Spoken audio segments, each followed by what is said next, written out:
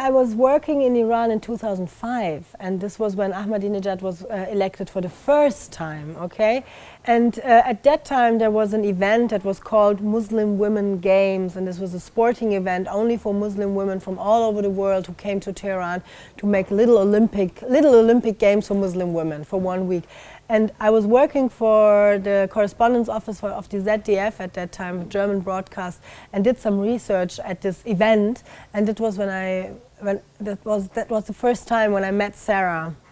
But then I went back to Germany and I started thinking about professional Muslim female athletes, you know, and what they want to stick to their rules. They believe to Islam and they want to wear hijab and everything because this is what they really believe in. But they also want to be professional athletes. So I was thinking, so what kind of, what's the stake? What's at stake? Okay, what's the price they have to pay? And this is how the idea triggered. And when I got the money together and the treatment, expose and everything for the film, I went back to Iran for the research, and I realized that Sarah was still there, and she was advancing, and she was better than the 3 years before when I met her, or 2 years ago. And then I decided to work with her. I think it's a good film for not only the women in Iran, but also for the men. You have to understand that within the society, even within the society, there are not so many positive role models in social, cultural life in Iran, okay? And when my protagonist Sarah got the qualification for the Olympic Games in 2007, that was a huge deal, okay? It was shown on TV in Iran all over the world, and there was certainly a huge run on taekwondo clubs in Iran by girls, okay? So that means that there is a disposition for give me something, give me an input, give me something for my self-confidence, give me something for I can feel proud to be Iranian, I can feel proud in this country that gives me such a difficult life. And for women especially more than for men.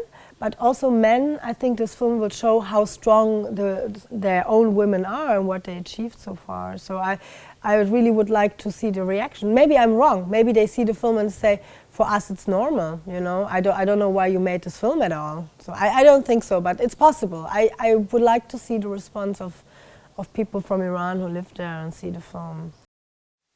You know, there's one thing. Actually, I don't believe that you can make an unpolitical film in Iran, okay? It's impossible. Everything you do is somehow political in Iran, unless you do something about architecture from 3,000 years ago, okay? Because if you do something up to date and societal, then it's political indirectly. Because, you know, even if you walk in the streets of Tehran and the boy and the girl that are not married are holding hands, their boyfriend, girlfriend, this is a political act. Okay, because it's not allowed actually. So every little thing which is not conform is somehow political. To make another project in Iran, but the project that I would do now in Iran would be certainly different because times have changed in Iran, and I would not be able to make the same film again. I mean, would not be able to do the film that I did now or made now, to do it right now in Iran again. I could not, because there was really a shift of paradigm, and it will certainly have a different approach. Maybe this is a little bit worrying me, and this is why I'm not heading to the next project right now. But I really made this film not only for Western audience. And it's very in between the line, the film. It's not very outspoken. It's not very what you know from other films about Iran, where people really try to get people to say in front of camera, everything is difficult here, the regime is doing this and that with us, which is also important at some point. I mean, we saw what happened after the election.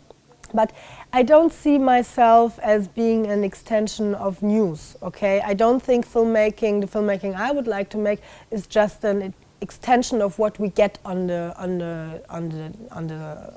TV and the news, okay? So it demands a different approach and a different way of telling stories, so that's what I tried.